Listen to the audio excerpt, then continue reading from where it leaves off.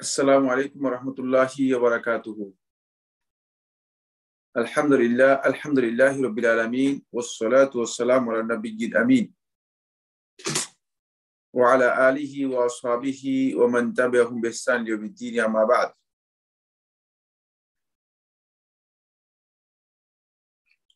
قال الله سبحانه وتعالى فاسألوا أهل الذكر إن كنتم لا تعلمون. وقال سبحانه أطيعوا الله وأطيعوا الرسول وأولي الأمر منكم. সম্মানিত আইসিডি কর্তৃক আয়োজিত এই গুরুত্বপূর্ণ হালাকার অংশগ্রহণকারী দিনী ভাই বোনেরা, শুরুতেই আল্লাহ রাব্বুল আলামিনের শুকরিয়া যে মহান রাব্বুল ইজ্জত ওয়াল জালাল মেহেরবানি করে আমাদেরকে অত্যন্ত গুরুত্বপূর্ণ একটি মাজলিসে ইলমিতে একত্রিত হওয়ার সুযোগ করে দিয়েছেন। আমরা অত্যন্ত গুরুত্বপূর্ণ একটি বিষয় নিয়ে আপনাদের সাথে আলোচনা করার চেষ্টা করছি। এর অন্যতম আজকের বিষয় হচ্ছে ইমাম আহমদ ইবনে হাম্বল রাহমাতুল্লাহ এর জীবন চরিত এবং তা থেকে আমাদের জন্য শিক্ষণীয় বিষয়গুলো। কিন্তু পূর্বে আমরা তিনজন ইমাম, প্রসিদ্ধ তিনজন ইমাম আবু হানিফা রাহিমাহুল্লাহু তাআলা, ইমাম মালিক ইবনে আনাস আল-আসবাহি রাহিমাহুল্লাহু তাআলা এবং ইমাম মুহাম্মদ ইবনে ইদ্রিস আশ-শাফিঈ রাহিমাহুল্লাহু তাআলা, এই তিনজনের জীবনী থেকে মৌলিক কিছু বিষয় দৃষ্টি আকর্ষণ করেছি। আমরা খুব ভালো করে জানি যে এদের জীবনী নিয়ে আলোচনার বিষয়টি অনেক দীর্ঘ, কারণ এদের জীবন পুরাটাই ভরপুর হচ্ছে ওটা উম্মতের জন্য উপদেশ, শিক্ষা ও দিক নির্দেশনার মাধ্যম। ফলে এখানে অল্প সময়ের মধ্যে এই বিষয়ে আলোচনা করা কোনো সন্দেহ নেই অত্যন্ত কঠিন একটি বিষয়। তারপর আমরা খুব স্বল্প সময়ের মধ্যে চেষ্টা করি এই ইমাম আল জলিল আল মুবাজ্জাল ইমাম আহমদ ইবনে হাম্বল রাহিমাহুল্লাহু তাআলা তার জীবনী সম্পর্কে মৌলিকভাবে কিছু কথা আপনাদের কাছে পেশ করার জন্য। সম্মানিত দিনী ভাই বোনেরা, ইমাম আহমদ ইবনে হাম্বল তিনি হচ্ছেন আহমদ ইবনে মুহাম্মদ ইবনে হাম্বল আশ-শাইবানি রাহিমাহুল্লাহু তাআলা। তার আব্বা বসবাস করতেন মারউজ, যেটাকে বলা হয় তাকে বা মারুজ বলা হয় তাকে। তিনি মূলত বসরা তারা আদি অধিবাসী ছিল। তারা বসরার আদি অধিবাসী ছিলেন, কিন্তু তার দাদা তিনি হচ্ছেন হাম্বল আশ-শাইবানি, তিনি মারউতে চলে যান, যেটি আমরা জানি যে অত্যন্ত পরিচিত একটি জায়গা, খুরাসানে, আগেকার খুরাসান যে অঞ্চলকে বলা হতো সে অঞ্চলে। বাকি তিনি বংশগত দিক থেকে খালিস আরবি ছিলেন, অর্থাৎ আরবি বংশোদ্ভূত ছিলেন, আরব বংশোদ্ভূত ছিলেন, অনারব ছিলেন না। তার বংশ অনারব ছিল না। তিনি পার্সিয়ান অথবা পারস্যের অধিবাসী ছিলেন না, অথবা মানে মায়ের দিক থেকে তিনি, তার মা পার্সিয়ান অথবা পারস্যের অধিবাসী ছিল না। অর্থাৎ তারা কেউ মূলত, তার মাও বনি শাইবান গোত্রের লোক ছিলেন, তার পিতাও শাইবান গোত্রের লোক ছিলেন, এবং দুই দিক থেকেই তিনি মানে আরব বংশোদ্ভূত ছিলেন, আরব বংশোদ্ভূত ছিলেন। ইমাম আহমদ ইবনে হাম্বল রাহমাতুল্লাহ আলাইহি 164 হিজরি সনের রবিউল আউয়াল মাসে বাগদাদে জন্মগ্রহণ করেন। তার মা গর্ভাবস্থায় মারু থেকে তিনি বাগদাদে চলে আসেন। তার আব্বা মারুতি ছিলেন। তার পরিবার মূলত আমি আগে যেটি বলেছি তারা বসরা থেকেই মারুতে চলে গিয়েছিলেন। পরবর্তীতে তার দাদা মারুলির কাছাকাছি, যেটাকে সারাক্স বলা হয় তাকে, যেটাকে পরবর্তীতে আমরা জানি যে সারাক্সি পরিচিত, এই অঞ্চলের অনেক আলেম ছিলেন। শামসুল আইম্মা সারাক্সি হানাফি মাযহাবের বড় ইমামদের মধ্যে একজন। এই জনপদে তিনি গভর্নরের দায়িত্ব পালন করেছিলেন তার দাদা।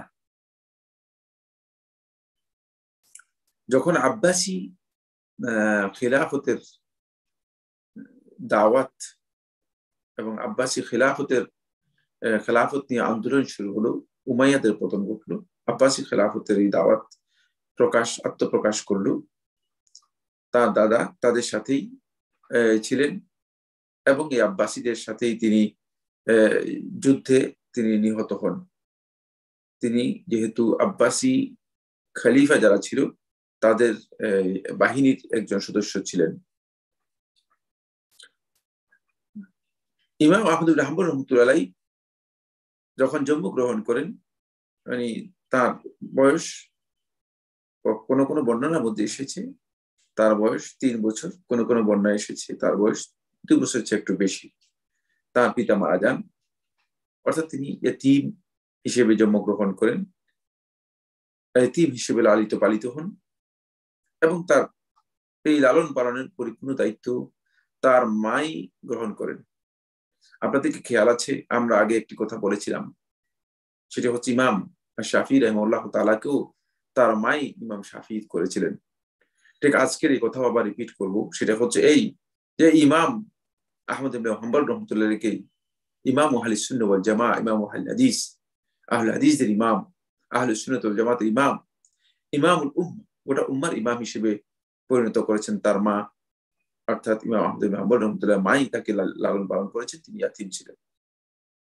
প্রসঙ্গত এখানে একটি বিষয় দৃষ্টি আকর্ষণ করব, যেটি এই ইমামের বক্তব্য, এই ইমামের মানে জীবনী থেকে, এবং এর আগে আমরা ইমাম শাফি রাহিমাহুল্লাহ জীবনী থেকেও আমরা বুঝতে পেরেছি, উপলব্ধি করতে পেরেছি, সেটা হচ্ছে আল ইয়াতীম, পিতৃহারা হয়ে যাওয়া, ইয়াতীম হয়ে যাওয়া, এটি জীবনে সফলতার জন্য কোনো প্রতিবন্ধক নয়। কোন ব্যক্তি যদি ইয়াতীম হিসেবে জন্মগ্রহণ করেও আল্লাহ সুবহানাহু ওয়া তাআলা যদি চান আর তার যদি প্রচেষ্টা থাকে, তার যদি এক্ষেত্রে নিজের প্রবল ইচ্ছা এবং কর্মস্পৃহা থাকে, নিজস্ব অ্যাম্বিশন যদি বড় থাকে, তাহলে হয়তো তিনি ইয়তীম হলেও অনেক ঊর্ধ্বে তিনি পৌঁছতে পারবেন। যেভাবে আমরা দেখতে পাচ্ছি ইমাম আহমদ ইবনে হাম্বল রাহমাতুল্লাহ আলাইহি 2.5 বছর অথবা 3 বছর বয়সে, ইমাম মুহাম্মদ ইবনে ইদ্রিস শাফি রাহিমাহুল্লাহ তাআলা 2 বছর বয়সে পিতৃহারা হয়েছেন। কিন্তু পিতৃহারা হয়ে যাওয়াটা তাদের জীবনের উপর প্রভাব বিস্তার করতে পারেনি। সেক্ষেত্রে তাদের জীবনকে শক্তিশালী করতে পেরেছেন তারা, সেখানে মাদের ভূমিকা ছিল অত্যন্ত গুরুত্বপূর্ণ। এজন্য আমরা সেই দার্সেও বলেছিলাম, মাদেরকে অবশ্যই ভূমিকা পালন করতে হবে সন্তানদের ক্ষেত্রে, যাতে করে সন্তান কোনো কারণে বিনষ্ট না হয়ে যায়, ক্ষতিগ্রস্ত না হয়ে যায়। শয়তানদেরকে টেক কেয়ার করার জন্য মাদের ভূমিকা অপরিহার্য এবং বাধ্যতামূলক। মায়েরাই সবচেয়ে বেশি সন্তানদের ক্ষতি করে, মায়েরাই সবচেয়ে বেশি সন্তানকে উচ্চ মর্যাদায় অধিষ্ঠিত করতে সহায়তা করতে পারে। এরপরে যে বিষয়টি আমি আজকের এই আলোচনায় আনবো, সেটি হচ্ছে ইমাম আহমদ ইবনে হাম্বল রাহমাতুল্লাহ, আমি বলেছি ইয়াতীম হিসেবেই তিনি তার জীবনের যাত্রা শুরু করেন। তার মা, তিনি উল্লেখ করেন তার জীবনীতে, তার মা যখন তিনি শিশু, তাকে ফজরের সালাতের আগে মসজিদে নিয়ে যেতেন কোরআন হিফজ করার জন্য, এবং তিনি সেখানে গিয়ে কোরআন হিফজ করতেন। কোন কোন বর্ণনা এসেছে 11 বছর, কোন কোন বর্ণনা এসেছে 13 বছর বয়সে তিনি কোরআন কারীমের হিফজ শেষ করেন। আমরা দেখেছি আহলুল ইলম সবাই কোরআন কারীমের হিফজকে তারা নিজেদের জীবনের শুরুতেই অত্যন্ত গুরুত্ব দিয়েছেন। বন্ধুগণ, আজকের আলোচনায় এটাও একটি ওয়াকফা, অত্যন্ত গুরুত্বপূর্ণ জ্ঞান ও পূর্ণ দৃষ্টি আকর্ষণীয়। সেটা হচ্ছে এই যে যারা ইলমের উচ্চ শিখরে পৌঁছতে চায় তাদেরকে অবশ্যই শুরু করা উচিত কোরআন কারীমের হিফজ এর মাধ্যমে। কোরআন কারীমের হিফজ এটি মানুষদেরকে জ্ঞানের দিগন্তকে উন্মোচিত করতে সহায়তা করে এবং তার যাকিরাকে, তার যে মেধা শক্তি রয়েছে, ধী শক্তি রয়েছে, তার যে উপলব্ধি শক্তি রয়েছে সেটাকে প্রখর তীক্ষ্ণ করে। এই জন্য আমরা দেখতে পেয়েছি সালাফদের জ্ঞানের এই অভিযাত্রা শুরু হতো তারা কোরআন কারীমকে হিফজ শুরু করার মাধ্যমে, কোরআন কারীম থেকে শুরু করতো। আল্লাহর এই কালাম এর সবচেয়ে বড় মাহাত্ম্য, শ্রেষ্ঠত্ব হচ্ছে এই জায়গায় যে আল্লাহর এই কালাম যদি আমরা হিফজ দিয়ে শুরু করি তাহলে আমাদের জ্ঞানের যে দিগন্ত আছে, মেধার যে দিগন্ত আছে, স্মার্টনেস যেটাকে বলা হয় তাকে জ্ঞানের, সেটা আমাদের অনেক বেশি বৃদ্ধি পাবে, অনেক বেশি বৃদ্ধি পাবে। ইমাম আহমদ ইবনে হাম্বল রাহিমাহুল্লাহ তাআলা এর পরপরই ইলমে হাদিসের জ্ঞান অর্জনের জন্য তিনি নিজেকে কি করেন, সম্পৃক্ত করেন। ইলমে হাদিসের জ্ঞান অর্জনে তিনি সম্পৃক্ত হয়ে যান। ইমাম রহমতুল্লাহ আলাইহি তিনি তার বয়স যখন কেউ বলেছেন 15, কেউ বলেছেন 14, তখনই তিনি হাদিসের জ্ঞান অর্জন করার জন্য, হাদিস শোনার জন্য তিনি চতুর্দিকে যেখানে যেখানে হাদিসের জ্ঞান আছে, যাদের কাছে হাদিসের জ্ঞান আছে তাদের কাছে যাওয়া এবং তার যাত্রা শুরু করেন এবং তাদের সাথে উঠা বসা, তাদের কাছ থেকে জ্ঞান নেওয়া শুরু করেন এবং হাদিস লিপিবদ্ধ করা শুরু করেন। এমনকি ইমাম রহমতুল্লাহ আলাইহি নিজে বলেন যে আমি যখন ফজরের আগে আমি যখন বেরিয়ে যেতাম, আমার বয়স অনেক কম, তখন আমার মা আমার কাপড় টেনে ধরতো, আর মা আমাকে লক্ষ্য করে বলতো যে ইসবির, তুমি একটু ধৈর্য ধরো, হাত্তা ইউআযযিন আল মুআযযিন, মুআযযিন আযান দেওয়া পর্যন্ত অন্তপক্ষে তুমি অপেক্ষা করো, মুআযযিন আযান দেওয়া পর্যন্ত অন্তপক্ষে তুমি অপেক্ষা করো। অর্থাৎ তিনি হাদিস এবং জ্ঞান অর্জনের ব্যাপারে তার যে চেষ্টা, সেই চেষ্টা ছিল অবিরত এবং অদম্য একটি আগ্রহ ছিল আল্লাহ রাসূল সাল্লাল্লাহু আলাইহি ওয়াসাল্লামের হাদিস এর জ্ঞান অর্জন করার ব্যাপারে। তিনি হাদিসের জ্ঞান এবং দ্বীনের জ্ঞান অর্জন করার ব্যাপারে সর্বপ্রথম যেই মহা জ্ঞানী ব্যক্তির মুখোমুখি হয়েছিলেন বা মহাপণ্ডিত ব্যক্তির মুখোমুখি হয়েছিলেন তিনি হচ্ছেন ইমাম আবু হানিফা রাহমাতুল্লাহির ছাত্র ইমাম আবু ইউসুফ ইয়াকুব ইবনে ইব্রাহিম আল আনসারী রাহিমাহুল্লাহ তাআলা। এখানে একটি বিষয় অত্যন্ত গুরুত্ব দিয়ে আমরা আপনাদের দৃষ্টি আকর্ষণ করব, সেটা হচ্ছে এই যে ইমাম আহমদ ইবনে হাম্বল রাহমাতুল্লাহ আলাইহি তিনি একেবারেই জীবনের শুরুতে জ্ঞান অর্জনের প্রারম্ভিক যে জ্ঞানী ব্যক্তির কাছ থেকে জ্ঞান অর্জন করার চেষ্টা করেছিলেন, যার কাছ থেকে দ্বীন শিক্ষা গ্রহণ করেছেন, তিনি হচ্ছেন তারই উস্তাদ ইমাম আবু ইউসুফ, ইমাম আবু হানিফা রাহমাতুল্লাহির ছাত্র। তাহলে বুঝা গেল যে যদিও ইমাম আহমদ ইবনে হাম্বল রাহমাতুল্লাহ আলাইহি পরবর্তীতে তার একটি মাযহাব প্রতিষ্ঠিত হয়েছে, স্কুল অফ থট, একটা অপিনিয়ন গোটা বিশ্ববাসীর কাছে তিনি পেশ করেছেন, কিন্তু ইলম অর্জনের ক্ষেত্রে তার কোনো ধরনের সংকীর্ণতা ছিল না, কোনো ধরনের সীমাবদ্ধতা ছিল না, কোনো ধরনের গোড়ামি ছিল না। ইমাম আবু ইউসুফ রাহমাতুল্লাহ আলাইহি পরিচিত ব্যক্তি ছিলেন, তিনি কাদি ছিলেন। সেই আব্বাসী খেলাফত থেকে শুরু করে ইমাম আবু ইউসুফ রাহমাতুল্লাহ সেই সময়ের প্রসিদ্ধ কাজী ছিলেন এবং ফিকহের ইমাম ছিলেন। ইমাম আবু ইউসুফ রাহমাতুল্লাহর কাছেই সর্বপ্রথম তিনি এই জ্ঞান চর্চার কাজটি শুরু করেন। পরবর্তীতে তিনি ইমামুল হাদিস বাগদাদে হাদিসের অনেক বড় যে ইমাম ছিলেন, সে ইমামুল হাদিস ইমাম হুসাইম ইবনে বাশীর আল ওয়াসিতি রাহিমাহুল্লাহ তাআলা যার মৃত্যু হয়েছে 183 হিজরি সনে। 183 হিজরি সনে যার মৃত্যু হয়েছে ইমাম হুসাইন ইবনে বশীর আল ওয়াসিতি রাহিমাহুল্লাহ তাআলা। তিনি বাগদাদেই প্রসিদ্ধ ছিলেন। এই টানা 4 বছর তার কাছে মুলাজামাত করেন, তার কাছেই ছিলেন, তার কাছেই জ্ঞান অর্জন করেন এবং হাদিসের জ্ঞান নেন। তখন তার বয়স 20-এ উত্তীর্ণ হয়ে যায়। অর্থাৎ ইমাম রাহমাতুল্লাহ আলাইহি যদি 16 বছর থেকে তার কাছে পড়ালেখা করেন, তাহলে 4 বছর পর্যন্ত তিনি একাধারে এই ইমামের কাছে তিনি কি করেছেন, জ্ঞান অর্জন করেছেন। এরপর বাগদাদ থেকে তিনি বের হওয়ার সিদ্ধান্ত নেন। কেন বের হবেন? বের হওয়ার সিদ্ধান্ত কেন? উদ্দেশ্য হচ্ছে বাগদাদ থেকে বের হয়ে তিনি ইলমুল হাদিস কি করবেন, অর্জন করবেন। ইলমুল হাদিসের জন্য তিনি চেষ্টা চালাবেন। বাগদাদ থেকে বের হওয়ার সিদ্ধান্ত করেন ইমাম রাহমাতুল্লাহ আলাইহি 186 হিজরি সনে। 164 হিজরি সনে তার জন্ম। খুব ভালো করে খেয়াল করুন। তাহলে 186 হিজরি সনে ইমাম রাহমাতুল্লাহ আলাইহি তিনি বাগদাদ থেকে বের হওয়ার হাদিস এর জন্য হেরাতের দিকে দৃষ্টি আকর্ষণ করেন। সর্বপ্রথম তিনি বসরা যান। তখনকার হাদিসের মূল কেন্দ্রস্থল ছিল বাগদাদ এবং বসরা। তখন প্রথম তিনি বসরাতে সফর করেন, তারপরে তিনি হিজাজে যান।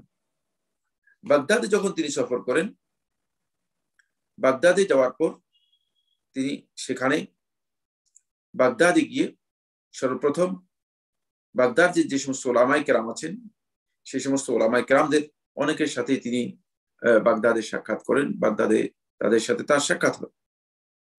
তারপরে হিজাজে আসেন। হিজাজে আসার পর মক্কাতে ইমাম শাফি রহমতুল্লাহর সাথে সাক্ষাৎ হয় এবং এরপরে তিনি হিজাজে যে সমস্ত আলেমরা ছিলেন তাদের কাছ থেকে জ্ঞান অর্জন করেন। জ্ঞান অর্জন করার জন্য তাদের কাছ থেকেও চেষ্টা করেন। তারপরে তিনি হিজাজ থেকে আবার তিনি বসরায় আসেন। বসরায় যাদের কাছ থেকে তিনি হাদিস গ্রহণ করেন, যাদের কাছে বেশি সময় দেন, তিনি হচ্ছেন ইয়াহিয়া আল কাত্তান রাহিমাহুল্লাহ তাআলা, ইয়াজিদ ইবনে হারুন রাহিমাহুল্লাহ তাআলা। তাদের কাছে তিনি জ্ঞান অর্জন করেন এবং তাদের কাছে তিনি অবস্থান গ্রহণ করেন। এরপর ইমাম রাহমাতুল্লাহ আলাইহি তার এই রিহলাকে প্রলম্বিত করেন, দীর্ঘায়িত করেন। তারপরে তিনি কুফাতে আসেন।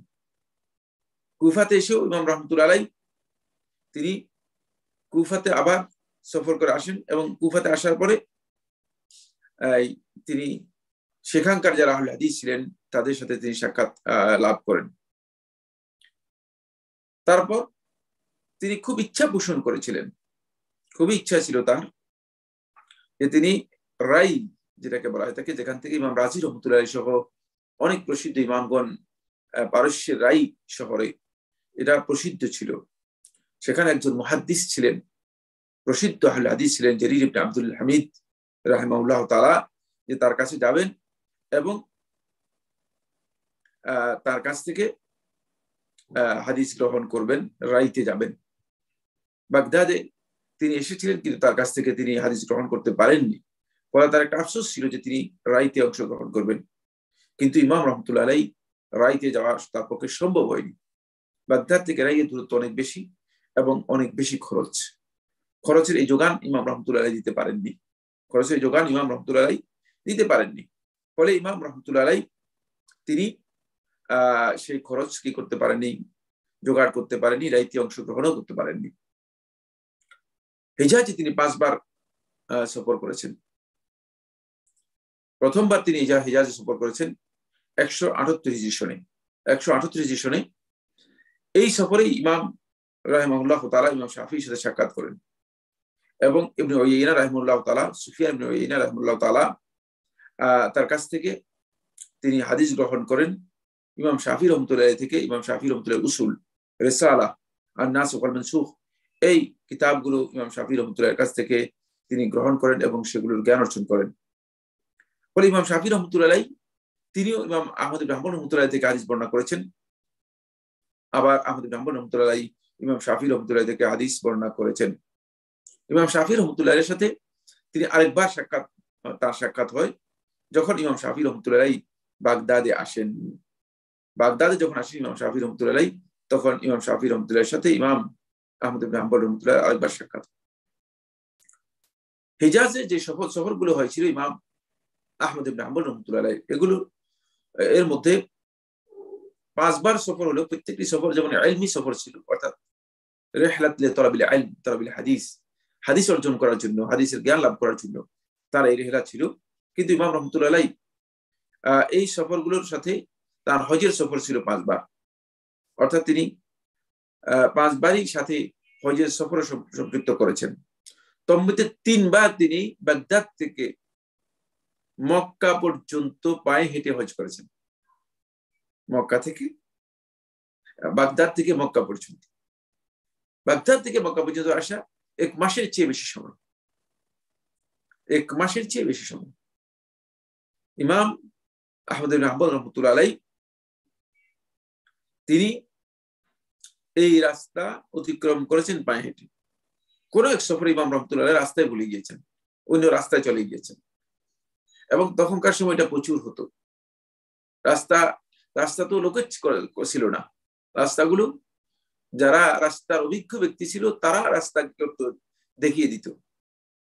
ফলে এভাবে রাস্তা ভুলিয়ে গিয়েছিলেন। কিন্তু ইমাম রহমতুল্লাহ আলাইহি তার সফর থেকে কি করেননি, মুখ ফিরে নেননি, সফর থেকে বিরত হননি। সফরের যত কষ্ট ক্লেশ, সফর এবং তলাবুল ইলমের জন্য যে রেহলা রয়েছে, এই জার্নি রয়েছে, এই জার্নিতে যতই কষ্ট হোক না কেন এটাকে ইমাম রহমতুল্লাহ খুব সাদরে গ্রহণ করতেন।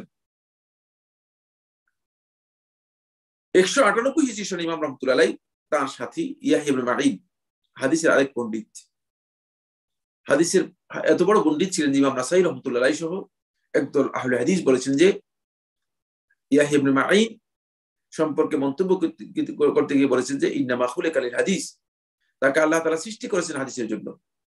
হাদিসের এত বড় জ্ঞানীদের মধ্যে একজন ছিলেন ইয়াহইয়া ইবনে মাঈন রাহিমাহুল্লাহ তাআলা।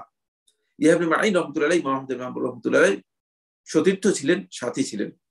দুইজনই হজের সফরে 198 হিজরি সনে মক্কায় গেলেন, এবং যাওয়ার পথে ইমাম আহমদ ইবনে হাম্বল রহমতুল্লাহ আলাইহি নিয়ত করে গেলেন যে আমি মক্কা থেকে ইয়ামান যাব।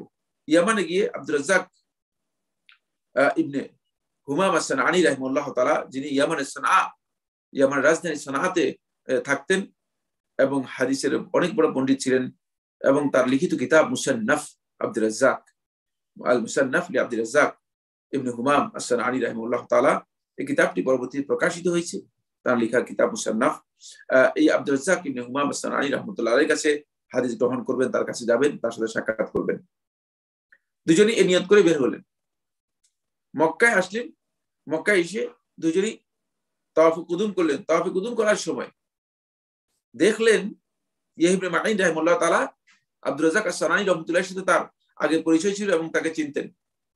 যখন তাওয়াফের মধ্যে দেখতে পেলেন যে আব্দুর রাজ্জাক ইবনে হুমাম আস-সানআনী রাহমাতুল্লাহ আলাইহি তিনি কি করতেছেন, তাওয়াফ করছেন, তখন ইয়াহইয়া ইবনে মাঈন রাহিমাহুল্লাহ তাআলা বললেন যে আব্দুর রাজ্জাক আস-সানআনী রাহমাতুল্লাহ আলাইহি তাওয়াফ করতেছেন, সুতরাং আমরা তার সাথে অংশগ্রহণ করি, তার সাথে কথা বলি। আব্দুর রাজ্জাক আস-সানআনী রাহমাতুল্লাহ আলাইহির এই বক্তব্য থেকে আব্দুর রাজ্জাক আস-সানআনী রাহমাতুল্লাহ আলাইহি যখন তাওয়াফ করতেছিলেন তখন ইয়াহইয়া ইবনে মাঈন রাহমাতুল্লাহ আলাইহি তার সাথে কথা বললেন। কথা বলে বললেন যে ইমাম, আমরা চাই যে আপনার সাথে আগামীকাল দেখা করব এবং আমরা আপনার সাথে বসবো, কথা বলবো এবং আপনার কাছ থেকে কিছু হাদিস আমরা শুনবো। তখন আব্দুর রাজ্জাক আস-সানআনী রাহমাতুল্লাহ আলাইহি তিনি কি করলেন, এটাতে তার মত ব্যক্ত করলেন, বলে যে ঠিক আছে, আগামীকাল তুমি সাক্ষাৎ করতে পারো। কিন্তু ইমাম আহমদ ইবনে হাম্বল রহমতুল্লাহ আলাইহি যখন শুনলেন যে আব্দুর রাজ্জাক আস-সানআনী রহমতুল্লাহ আলাইহি থেকে মাওয়াইদ নিয়েছেন কে, ইয়াহইয়া ইবনে মাঈন রাহমাতুল্লাহ আলাইহি, তখন আব্দুর রাজ্জাক আস-সানআনী রাহমাতুল্লাহ আলাইহি এর মাওয়াইদ নেওয়ার কারণে ইমাম আহমদ ইবনে হাম্বল রহমতুল্লাহ আলাইহি ইতিরাজ করলেন, এটাকে অপোজ করলেন, বলে যে এটা হলো না, শেখের কাছ থেকে তুমি মাওয়াইদ দিতে পারো না, আমরা হাদিস শুনবো, তার কাছেই যাবো আমরা। পরবর্তীতে ইয়াহইয়া ইবনে মাঈন রাহমাতুল্লাহ আলাইহি সফর করেননি, কিন্তু ইয়াহইয়া ইবনে মাঈন রাহমাতুল্লাহ আলাইহি আহমদ ইবনে হাম্বল রহমতুল্লাহ বলেন 1 মাস মক্কা থেকে সানাতে যাবে, আবার আসবে 1 মাস, তারপরে সেখানে গিয়ে হাদিস শুনবে। যেহেতু আব্দুর রাজ্জাক রহমতুল্লাহ আলাইহি তিনি তো এখানেই আছেন, তার কাছ থেকে হাদিস শোনা যেতে পারে। বলে যে না, আমি নিয়ত করেছি যে আমি তার কাছেই যাব, তার কাছ থেকেই জ্ঞান নিব। ইয়াহইয়া ইবনে মাঈন রহমতুল্লাহ জাননি, ইমাম আহমদ বিন হাম্বল রহমতুল্লাহ পরবর্তীতে গেলেন। ইমাম আহমদ বিন হাম্বল রহমতুল্লাহ সনাআতে গিয়েই আব্দুর রাজ্জাক as-সানানী রহমতুল্লাহর কাছ থেকে হাদিস গ্রহণ করলেন। যাওয়ার পথে ইমাম রহমতুল্লাহ তার যে নাফাকা ছিল, তার যে খরচ ছিল, পথ খরচ ছিল, সে পথ খরচ করিয়ে গেছে, শেষ হয়ে গেছে। তখন কিভাবে কিভাবে যাবেন, কিভাবে আসবেন? কেউ কেউ বলেছেন যাওয়ার পথে, কেউ বলেছেন আসার পথে, মানে দুজনের মনে রয়েছে। তখন তিনি কি করলেন, রাস্তায় যারা কুলি ছিল, কুলিদের সাথে গিয়ে কুলির কাজ করলেন। মানুষের মালপত্র উঠিয়ে দিয়ে এইজন থেকে 1 দিরহাম 2 দিরহাম 3 দিরহাম করে আবার কি করলেন, পথের খরচ জোগাড় করলেন। পথের খরচ জোগাড় করে তারপরে আবার এভাবে গেলেন। কিন্তু তারপরে ওই ইমাম আহমদ ইবনে হাম্বল রহমতুল্লাহ কারো কাছ থেকে সাহায্য গ্রহণ করলেন। আমরা আশ্চর্য হই। এগুলো আমাদের শিখতে হবে এবং জানতে হবে। আমাদের আলেমদের চেতনাগত দিক থেকে অনেক বিচ্যুতির মধ্যে একটা বিচ্যুতি এটাও, সেটা হচ্ছে এই যে খুঁজতে আমরা খুব মানে খুঁজতে খুব পটু, চালাক, খুবই মানে চতুর, দক্ষ, খুব মানুষের কাছে চাওয়া যে নিজের কারামতকে, নিজের সম্মানকে, আত্মমর্যাদাবোধকে পরিপূর্ণরূপে ডেমলিশ করে দেয়, নষ্ট করে দেয়, ক্ষতিগ্রস্ত করে দেয়। এর কোনো খবরই নেই। রাস্তায় পাথর পুড়িয়ে গেছে, শেষ হয়ে গেছে, পাথর শেষ, পুড়িয়ে গেছে, আর কোনো কিছুই নেই। কিন্তু নিজেকে মানে কুলির কাজ করে পাথর নিয়ে তারপরে তিনি সফর করেছেন, অথবা তারপরে আবার প্রত্যাবর্তন করেছেন। তারপরেও মানুষের কাছ থেকে বলে নাই যে আমি তো রাস্তার ইবনুস সাবিল, আমাকে ইবনুস সাবিল হিসেবে দেন। খবরদার, এই বিষয়গুলো সকলেই চেতনা আসা দরকার। এগুলো নিজেদের অন্তরে আত্মমর্যাদাকে, অন্তরে যে অবস্থান রয়েছে সে অবস্থানটুকুকে পরিপূর্ণরূপে ধ্বংস করে দেয়। তাই এক্ষেত্রে সতর্কতা আমাদেরকে অবলম্বন করতে হবে, খেয়াল রাখতে হবে যে আমরা যাতে এই ধরনের কাজে নিজেদেরকে লিপ্ত না করি। আমাদেরকে খুব কঠিন ভাবে এই বিষয়গুলো সতর্কতার সাথে খেয়াল রাখতে হবে। ইমাম আহমদ ইবনে হাম্বল রহমতুল্লাহ 10 মাস ছিলেন ইয়ামানে, তারপরে ইরাকে এসেছেন, ইয়ামান থেকে হেঁটে এসেছেন। এখন ইয়ামান সানা থেকে আপনি ইরাকে আসেন, হেঁটে আসবেন, কতদিন লাগবে? বর্তমানে কতদিন লাগবে? তখন তো রাস্তাই সেই মানের ছিল না। ফলে ইমাম আহমদ ইবনে হাম্বল রহমতুল্লাহ যখন ফিরে এসেছেন, তখন লোকেরা তাকে দেখেছেন যে তিনি ক্লান্ত, শ্রান্ত, পরিশ্রান্ত, একেবারেই মানে টায়ার্ড, বিপর্যস্ত অবস্থা হয়ে গেছে।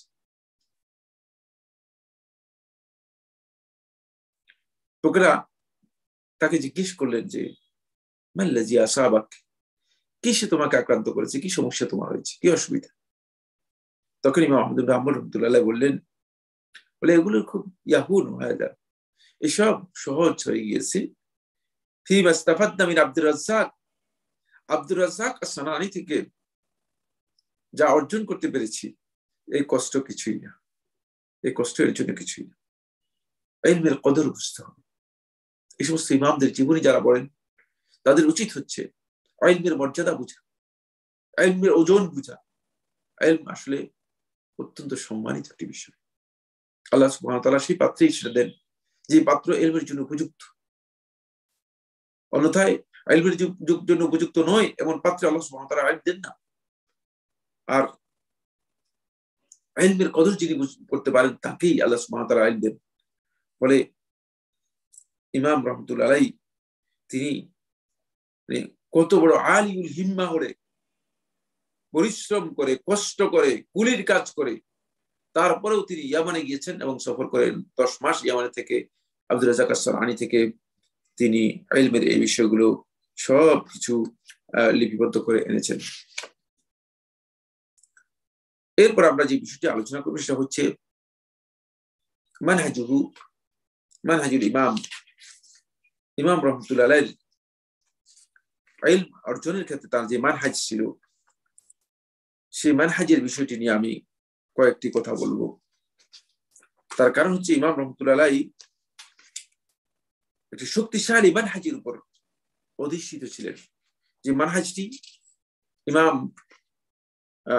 আহমদ ইবনে হাম্বল রহমতুল্লাহ আলাইহিকে সত্যিকার এই বিশাল যে মর্যাদা রয়েছে সেই মর্যাদায় কি করেছে, অধিষ্ঠিত করেছে, অথবা সেই মর্যাদায় স্থান দিয়েছে। সেটা হলো ইমাম রহমতুল্লাহ আলাইহি তিনি যখনই কোনো কিছু লিখতেন, কোনো কিছু গ্রহণ করতেন, তিনি শুধু কোরআন এবং হাদিস এটাকেই অগ্রাধিকার দিতেন, রায়কে তিনি অগ্রাধিকার দিতেন না। 1 নম্বর বিষয়। প্রথম হচ্ছে কোরআন এবং হাদিসকে তিনি অগ্রাধিকার দিতেন, রায়কে কোন অবস্থাতে তিনি অগ্রাধিকার দিতেন না। রায় হচ্ছে বিভিন্ন ব্যক্তি অথবা আলেমের অভিমত অথবা ইজতিহাদ, এটাকে তিনি বেশি গুরুত্ব দিতেন না। তার গুরুত্ব থাকতো একটি কাজের মধ্যে, সেটা হচ্ছে তিনি কোরআন এবং হাদিস এর বাইরে যেতেন না। ফলে তিনি হাদিসের মধ্যে রাসূলুল্লাহ সাল্লাল্লাহু আলাইহি ওয়াসাল্লামের কথা, কাজ, তাকরীর সবগুলো, সাহাবায়ে কেরামদের কথা এবং কাজ এবং তাবিঈনদের কথা এবং কাজ, এগুলোকে তিনি কি করতেন, সবকিছুকে সংকলন করতেন, সবকিছুকে তিনি সংরক্ষণ করতেন এবং সংকলন করতেন। বলে দেখা গিয়েছে ইমাম রহমতুল্লাহ আলাইহি হাদিসকে অগ্রাধিকার দিতেন, এবং যখন তিনি ফতোয়া দিতেন বা কোনো বিষয় সম্পর্কে যখন তিনি বলতেন, তখন তার আরেকটি মানহাজ ছিল, সেটা হলো তিনি প্রত্যেকটি কথাই সালাফদের আসার থেকে ফতোয়া দিতেন, ইজতিহাদ অথবা রায় থেকে তিনি ফতোয়া দিতেন না। ফলে সালাফদের আসার তার কাছে যেভাবে এসেছে সেই আলোকে তিনি কথা বলতেন। এই কারণে ইমাম আহমদ ইবনে হাম্বল রাহমাতুল্লাহ আলাইহি, যখন আমরা দেখি ইমাম রাহমাতুল্লাহ আলাইহির বিভিন্ন বক্তব্য, তখন আপনাদের কাছে স্পষ্ট হবে যে একটি মাসআলায়, মানে একটা মাসআলার মধ্যে ইমাম আহমদ ইবনে হাম্বল রাহমাতুল্লাহ আলাইহি আপনি দেখবেন যে তার অনেকগুলো বক্তব্য আছে। একটি মাসআলার মধ্যে তার কোনো কোনো মাসআলায় আমরা দেখি যে তার 2টি বক্তব্য আছে, কোনো কোনো মাসআলায় আমরা দেখতে পাই যে তার 3টি বক্তব্য রয়েছে। এই যে একাধিক বক্তব্যের কারণ কি? একাধিক বক্তব্যের কারণ একটাই, সেটা হলো ইমাম রহমতুল্লাহ আলাইহি যখনই কোনো মাসআলা দিতেন, মাসআলা আসারের ভিত্তিতে দিতেন। লা ইয়াকুলু বিশাইইন ইল্লা বিকাউলি ইমাম, কোন ইমামের বক্তব্য অথবা কোনো মানে নসের বক্তব্য ছাড়া তিনি কথা বলতেন না। এই কারণেই তার বক্তব্যের মধ্যে হাদিস অথবা সালাফদের বক্তব্য পাওয়া যেত। আর সালাফ তার কারা আমরা জানি, তাবি অথবা সাহাবি। সালাফ হচ্ছে তার বেশিরভাগ ক্ষেত্রে সাহাবিদের কাছ থেকে বর্ণনা করেছেন, বেশিরভাগ ক্ষেত্রে তিনি সাহাবিদের কাছ থেকে বর্ণনা করেছেন।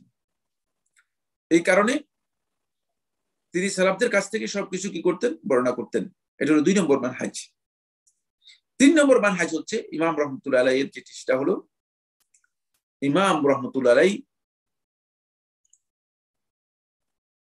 হাদিস লিখার ক্ষেত্রে লোকদেরকে উদ্বুদ্ধ করতেন, কিন্তু তার বক্তব্য মানে ফতোয়া অথবা তার রায় গ্রহণ করার ক্ষেত্রে লোকদেরকে উদ্বুদ্ধ করতেন না। রায়ের ক্ষেত্রে তার এই দৃষ্টিভঙ্গি ছিল, যেহেতু আমি এই রায় দিয়েছি, হতে পারে যে অন্য কেউ অন্য কোন নস এর মাধ্যমে রায় ভিন্ন রায় দিতে পারে। ফলে তিনি রায়ের জন্য লোকদেরকে আলাদাভাবে করতেন না, উদ্বুদ্ধ করতেন না। তার ইমাম রহমতুল্লাহ আলাইহির যেই লিখনীগুলো আছে সেগুলো সবগুলো তার কাছ থেকে মানকুলাত এসেছে। তার সবচেয়ে বড় যে গ্রন্থটি সেটি হচ্ছে আল মুসনাদ ইমাম আহমদ। এখানে তিনি মুসনাদ বর্ণনা করেছেন রাসূলুল্লাহ সাল্লাল্লাহু আলাইহি ওয়াসাল্লাম সাহাবায়ে কেরামদের তারতিব অনুযায়ী সাহাবায়ে কেরামদের হাদিসগুলোকে একসাথে করেছেন। প্রায় 40,000-এর কাছাকাছি হাদিস রিওয়ায়াত তিনি এখানে উল্লেখ করেছেন। সুবহানাল্লাহ, ইলমের দিক থেকে এই বিশাল জ্ঞানের মহাপণ্ডিত ইমাম আহমদ ইবনে হাম্বল রহমতুল্লাহ আলাইহি তিনি কতটি হাদিসের হাফেজ বা কতটি হাদিস তার কাছে সংরক্ষিত ছিল এর সংখ্যা কত। তার জীবনীর মধ্যে অনেকে উল্লেখ করেছেন যে তিনি 1 মিলিয়ন অর্থাৎ 10 লক্ষ হাদিস তার কাছে সংরক্ষিত ছিল। হাদিস বলতে সাহাবীদের বক্তব্য, তাবিদের বক্তব্য, এগুলো সবগুলোই তার হাদিসের রিওয়ায়াত অনুযায়ী তার কাছে সংরক্ষিত ছিল।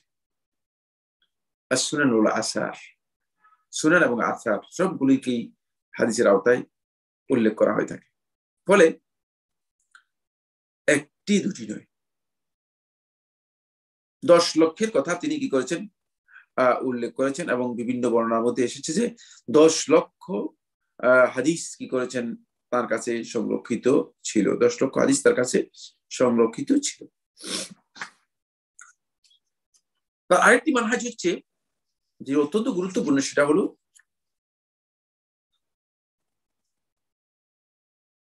তিনি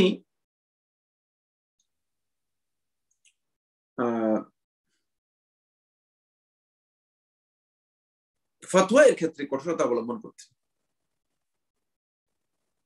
কয়েকটা বই পড়লেন, কয়েকটা হাদিসের জ্ঞান নিলেন, সামান্য কিছু জ্ঞান অর্জন করলেন, আর ফতোয়া দিলেন না।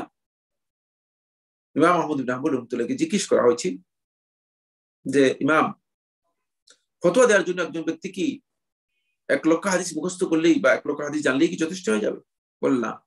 2 লক্ষ না, 3 লক্ষ না, 4 লক্ষ না, 5 লক্ষের কথা বলার পরে ইমাম রহমতুল্লাহ বলছেন আরজু যালিক, যদি 5 লক্ষ হাদিস আরজু যালিক, তাহলে আমি আশা করি যে সে ফতোয়া দিতে পারবে, আশা করি যে সে ফতোয়া দিতে পারবে। সুবহানাল্লাহ।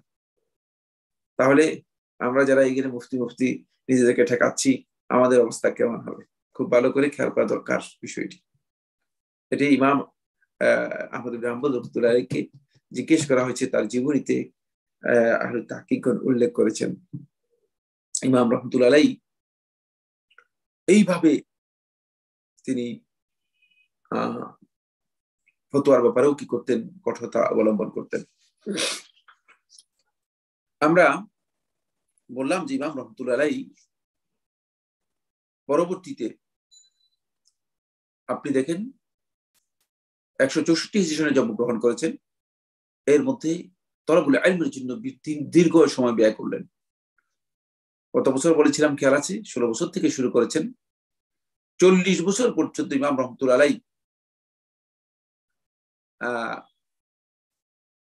তলবুল ইলমের জন্য ব্যয় করেছেন। তাহলে 164 40 যোগ করলে কত হয়? 204।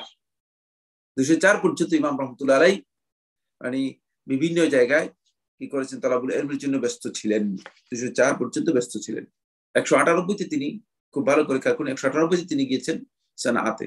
সানাআ থেকে তারপরে ফিরে এসেছেন 199 এর কাছাকাছি অথবা এরপরে। তারপরে 204 হিজরি সনে ইমাম রহমতুল্লাহ আলাইহি বিয়ে করেন। 40 বছর বয়সে ইমাম রহমতুল্লাহ আলাইহি বিয়ে করেন।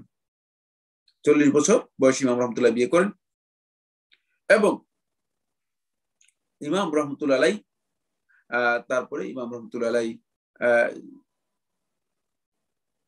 ফতোয়া এবং দ্বীনের জ্ঞানের ব্যাপারে, হাদিসের ব্যাপারে ইমাম রহমতুল্লাহ আলাইহি তার জ্ঞান দেওয়ার বিষয়টি কাজ শুরু করেন। হাদিসের এই বিশাল জ্ঞানী ইমাম আহমদ ইবনে হাম্বল রহমতুল্লাহ আলাইহি যখন তিনি তার দার্সের কাজ শুরু করেন, তালিমের কাজ শুরু করেন, তখন তার দার্সে প্রচুর লোক তার দার্সের মধ্যে অংশগ্রহণ করত। বর্ণিত আছে যে ইমাম আহমদ ইবনে হাম্বল রহমতুল্লাহ দার্সের মধ্যে অংশগ্রহণ করত 5000 লোক তার দার্সের মধ্যে অংশগ্রহণ করত।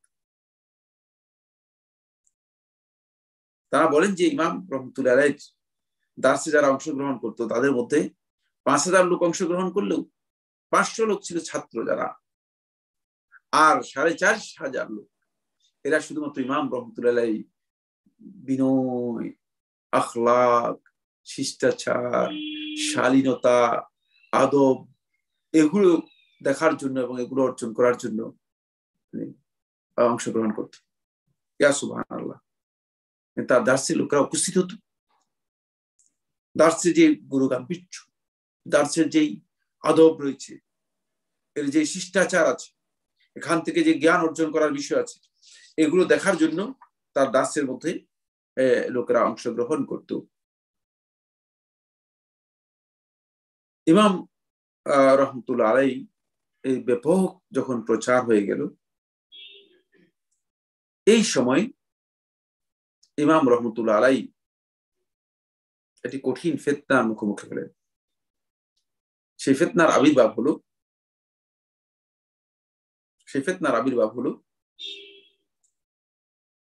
200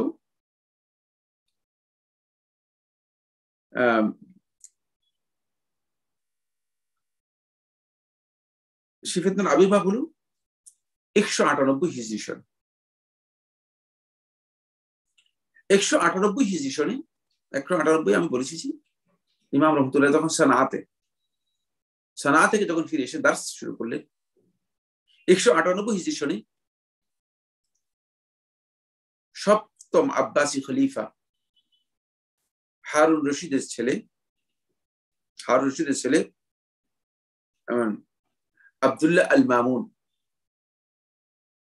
খলিফা মামুন আল আব্বাসী, সে খেলাফত গ্রহণ করে। এটি হলো 25শে মুহররম 198 হিজরি। মামুন যখন খেলাফত গ্রহণ করে, তখন মামুন জ্ঞান বিজ্ঞানের ব্যাপারে ছিল খুব আগ্রহী। দর্শন এবং গ্রিক যে চিন্তাধারা আছে, এগুলোর প্রতি তার ছিল খুব ঝোঁক। ফলে সে বাগদাদে বাইতুল হিকমা নামে একটি মানে বিশাল পাঠাগার তৈরি করে এবং ইউনানি যত গ্রিক যত দর্শন আছে সবগুলোকে সে অনুবাদ করে। পরে এই অনুবাদ যখন হয় দর্শনগুলো সবগুলো, এরই সুবাদে ঢুকে যায় মুসলিম উম্মার মাঝে একটি বিষাক্ত ভয়ঙ্কর চিন্তাধারা, বিকৃত চিন্তাধারা। সেই বিকৃত চিন্তাধারা হচ্ছে ফিকরাতুল ইতিজাল, মুতাজিলাদের চিন্তাধারা। এবং মামুন তাদের প্রতি খুব আগ্রহী ছিল, কারণ তারা যখন কথা বলতো তারা যুক্তি দিয়ে কথা বলতো। তাদের প্রত্যেকটি বক্তব্য ছিল যুক্তি, কোরআন এবং হাদিস ছিল না। এদের মধ্যে তখন পরিচিত ব্যক্তি যারা ছিল, তারা ছিল বিশর আল মিদ্রিসি। হারুন রশিদের সময় সে পালিয়ে গিয়েছিল। তার এই বিকৃত চিন্তার কারণে হারুন রশিদ তাকে দাওয়া করেছিল এবং তার পিছনে লোক লাগিয়েছিল, কিন্তু সে পালিয়ে গিয়েছিল। তার বেদাত ছিল, কোরআন এবং হাদিসের ব্যাপারে নিজের আকল দিয়ে কথা বলতো এবং মুতাজিলাদের যে আকীদা ছিল সেই আকীদাকে এস্টাবলিশ করার জন্য চেষ্টা করত। তার সাথে যুক্ত হলো আহমদ ইবনে আবি দুওয়াদ। আহমদ ইবনে আবি দুওয়াদ ছিল ইমাম আহমদ ইবনে হাম্বল রাহমাতুল্লাহ আলাইহির সমপর্যায়ে এবং তখনকার মুতাজিলাদের সবচেয়ে বড়, এটাকে কি বলা যেতে পারে, যে বড় শেখ, মুতাজিলাদের বড় ব্যক্তি। ফলে তখন মুতাজিলাদের ছিল রমরমে অবস্থা। কারণ একদিকে খলিফা মামুন আল আব্বাসী, সে তাদের সমর্থনে, তখন প্রত্যেকটি পদেই মুতাজিলারা মানে দখল করে নিয়েছিল সরকারের। একদিকে ছিল আহমদ ইবনে আবি দুওয়াদ, আরেকদিকে ছিল আবুল হুজাইল আল্লাহ, আরেকদিকে সুমামা ইবনে আশরাস। এরা সবাই মামুনের আশেপাশে মুতাজিলি আকীদা তারা কি করত, লালন করত এবং মুতাজিলি আকীদার ব্যাপারে মামুনকে বিভিন্ন ভাবে উৎসাহিত করত। তারা একটু বুদ্ধি করলো যে আহমদ ইবনে হাম্বল রাহমাতুল্লাহ আলাইহি যেহেতু ইমাম রাহমাতুল্লাহ আলাইহি যেহেতু তার ছাত্র সংখ্যা অনেক বৃদ্ধি পাচ্ছে এবং তার হাদিসদের বক্তব্য ব্যাপকভাবে প্রসার লাভ করতেছে, তখন তাকে ঠেকানোর জন্য আহমদ ইবনে আবি দুওয়াদ এবং বিশর আল মিররিসি এরা মামুনকে বলল যে এরা যে বক্তব্য দিয়ে থাকে এগুলো আকলে পরিপন্থী, এদের এই বক্তব্য শুদ্ধ নয়, এরা আকীদাগত দিক থেকে কুফরির মধ্যে রয়েছে এবং বিভিন্ন ধরনের ভুল বক্তব্য মামুনকে বোঝালো। ফলে মামুন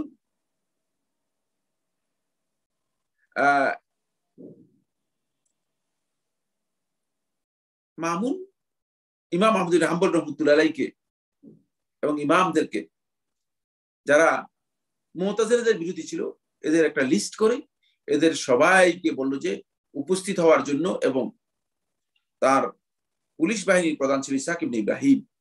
ইসহাক ইবনে ইব্রাহিমকে বলল যে এদের সবাইকে একসাথ করো এবং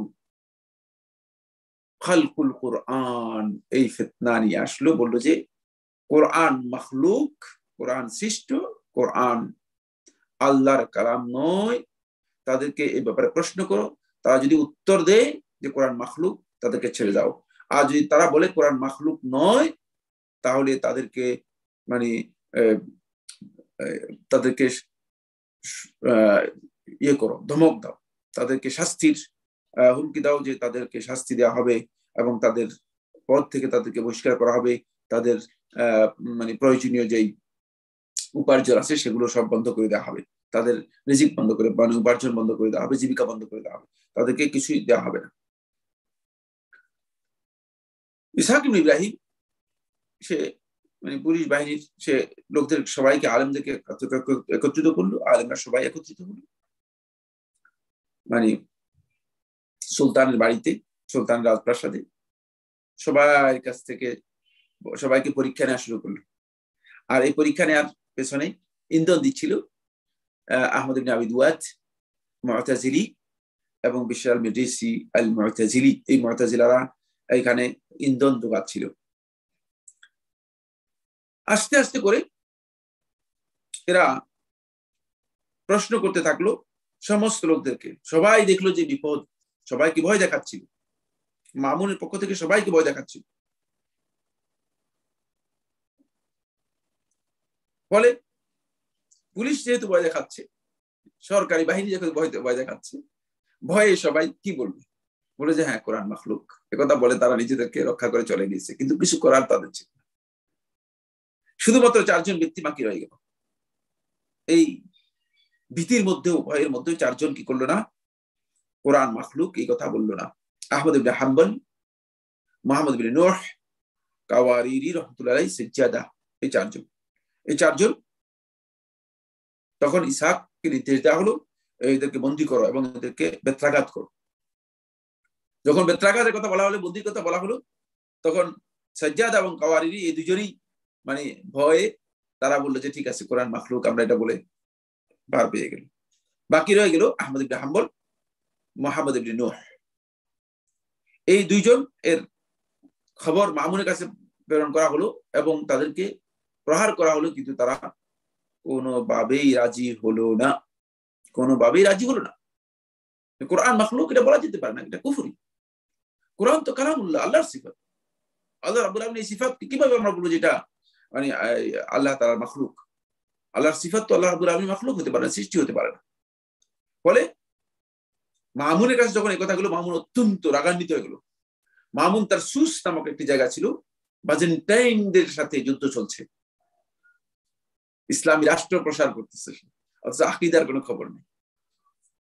আকীদা তার ভুল, কুফরি আকীদার মধ্যে রয়েছে। ইসলামী রাষ্ট্রের ওই বাজেন্টাইনদের সাথে সীমান্ত এলাকা তার সুসে তিনি ছিলেন। অত্যন্ত রাগান্বিত হয়ে মামুন ইসহাক ইবনে ইব্রাহিমকে নির্দেশ দিল যে আহমদ ইবনে হাম্বল এবং মুহাম্মদ ইবনে নূহ এই 2 জনকে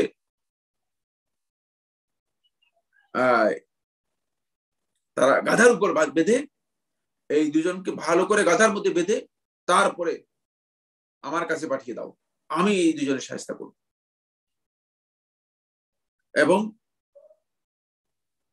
যখন তাদেরকে তার সুসের উদ্দেশ্যে প্রেরণ করা হলো, রাস্তায় ইমাম আহমদ ইবনে হাম্বল রাহমাতুল্লাহ এবং তার সাথী মুহাম্মদ ইবনে নূহ এর পিছনে শত শত লোক,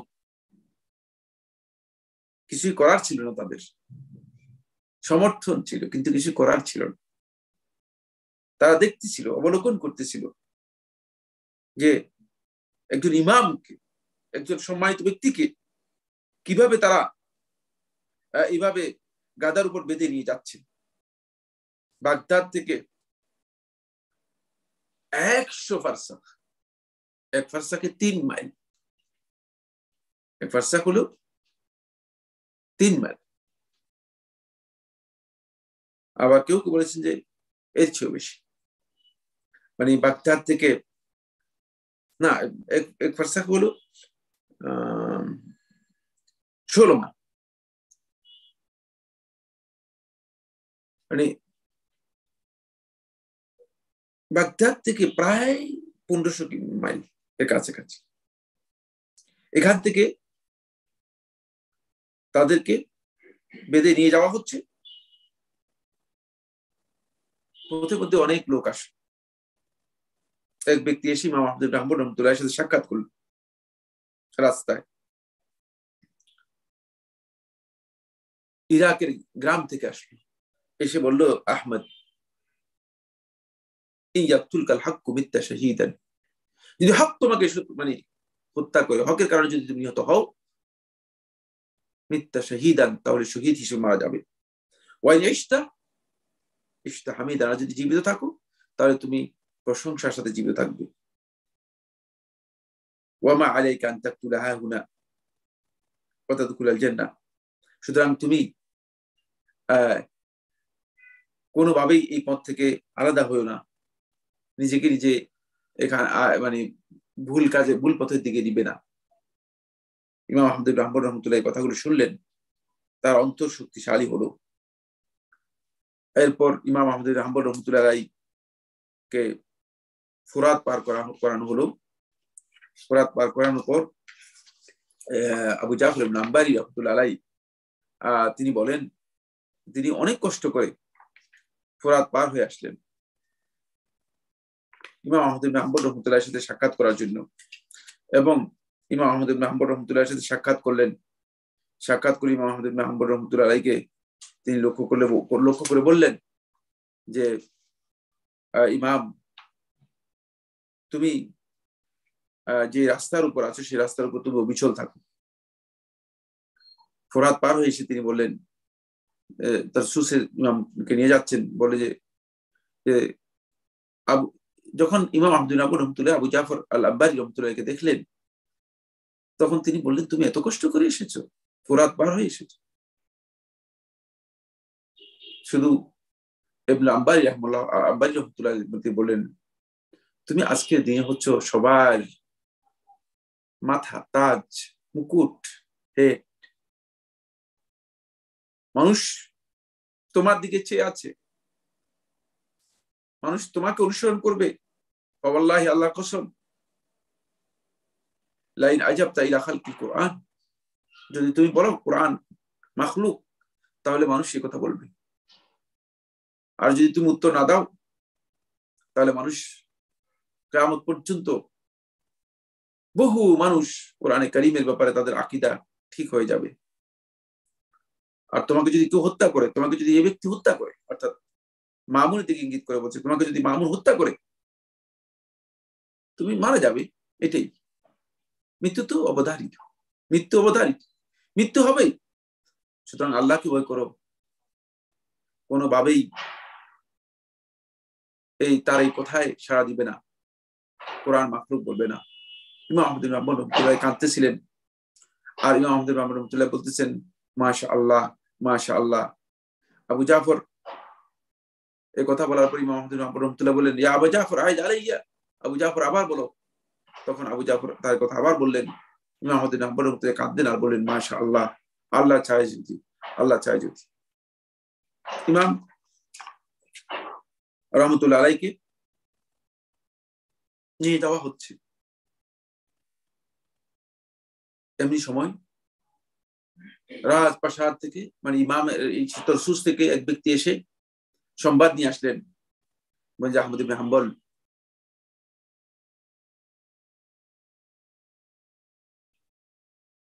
খলিফা অর্থাৎ মামুন আল্লাহর নামে কসম করেছে সে, এবং তরবারি সে উন্মুক্ত করে রেখেছে সে তোমাকে নিশ্চিত হত্যা করবে। সুতরাং তুমি এই ব্যাপারে তোমার অবস্থানকে মজবুত করো, তোমার অবস্থানকে মজবুত করো। ইমাম আহমদ ইবনে হাম্বল রাহমাতুল্লাহ রাতের বেলায়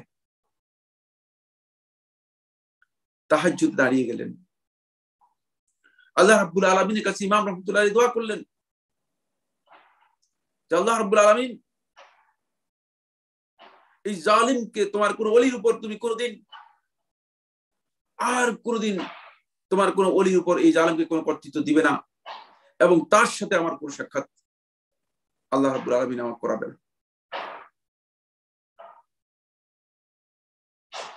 তাদেরকে কষ্ট দিচ্ছিলেন, গাধার উপর বন্দী করে নিয়ে যাচ্ছিলেন। এই কঠিন কষ্টে ইমাম মুহাম্মদ বিন নূহ রাহিমাহুল্লাহ তাআলা তিনি মারা যান, পথেই মারা যান। একদিন পর ইমাম আহমদ ইবনে হাম্বল রাহমাতুল্লাহ রাতের বেলায় দোয়া করেছেন। একদিন পর সংবাদ আসে যে মামুন আর নেই, মামুনের মৃত্যু হয়ে গিয়েছে, পৃথিবী থেকে মামুন চলে গিয়েছে। সেটি ছিল 218 হিজরি সন। 218 হিজরি সনে মামুনের প্রস্থান ঘটে, মামুন ধ্বংস হয়ে যায়। বন্ধুগণ, এই সমস্ত ব্যক্তিরা ইতিহাসে যারা নিজেদের নাম লিখিয়েছে, কিন্তু ইতিহাসে যারা ধিক্কৃত হয়েছে, ঘৃণিত হয়েছে, আশ্চর্য হবেন ওলামায়ে কেরামগণ যখন তাদের জীবনী লিখেছে, তাদের জীবনীর কথা শেষাংশে তারা এই কথা লিখেছে যে ওয়াহালাকাল মামুন ফি সানাত 218, মানে মামুনের মৃত্যু হয়েছে 218 হিজরি সনে, ধ্বংস হয়েছে, মৃত্যু হয়েছে এই কথা পর্যন্ত উল্লেখ করেন। কারণ ইতিহাসে তারা ধিক্কৃত হয়েছে, ঘৃণিত হয়েছে, নিন্দিত হয়েছে। মামুনের পর আসলে আব্বাসী খলিফাদের 8ম খলিফা, এটি হচ্ছে মুতাসিম বিল্লাহ আল আব্বাসী। মুতাসিম বিল্লাহ আল আব্বাসী, যদিও সে রজব মাসের 19 তারিখ 218 হিজরি সনে খেলাফতের দায়িত্ব নেয়, কিন্তু সে মুতাজিলি ছিল না। আকীদাগত দিক থেকে মুতাজিলিদের প্রভাব তার উপর ছিল, কিন্তু সে নিজে মুতাজিলি আকীদা বিশ্বাস করতো না। যেমনি ভাবে মামুন মুতাজিলি ছিল, মুতাসিম এই ধরনের মুতাজিলি ছিল না।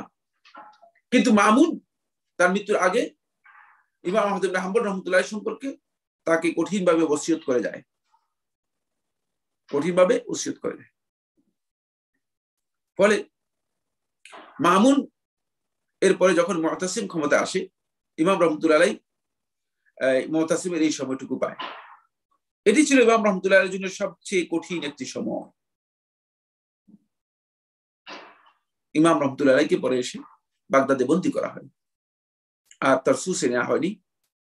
এরপর ইমাম রাহমাতুল্লাহ আলাইহিকে মামুন জাল্লাদদেরকে নিয়ে এসে ইমাম রাহমাতুল্লাহ আলাইহিকে বেত্রাঘাত করার জন্য নির্দেশ দেয়। জাল্লাদকে ডেকে বলে, একজন জাল্লাদকে, যে কয়টি বেত দিলে এই ব্যক্তি মৃত্যুবরণ করবে? তখন জাল্লাদ বলেছে যে 10টি তার জন্য যথেষ্ট, 10টি তার জন্য যথেষ্ট। তখন বন্ধুগণ একজন 2টি করে মানে বেত্রাঘাত করত, একজনে 2টি করে পালা বদল করে করে ইমাম রাহমাতুল্লাহ আলাইহিকে বেত্রাঘাত করা হতো। সর্বমোট ইমাম রাহমাতুল্লাহ আলাইহিকে 80টি বেত্রাঘাত করা হয়। ইমাম রাহমাতুল্লাহ আলাইহি 28 মাস বন্দী অবস্থায় ছিলেন, 28 মাস ইমাম রাহমাতুল্লাহ আলাইহি বন্দী অবস্থায় ছিলেন। ইমাম রাহমাতুল্লাহ আলাইহি এরপর বেহুশ হয়ে যান। তাকে যে বেত্রাঘাত করা হয়, তাকে এই বেত্রাঘাতে বেহুশ হয়ে যান পরিপূর্ণরূপে। কিন্তু তারপরেও মুতাসিম ইমাম রাহমাতুল্লাহ আলাইহির উপর সদয় হয়নি, বেত্রাঘাত করতে বলেন।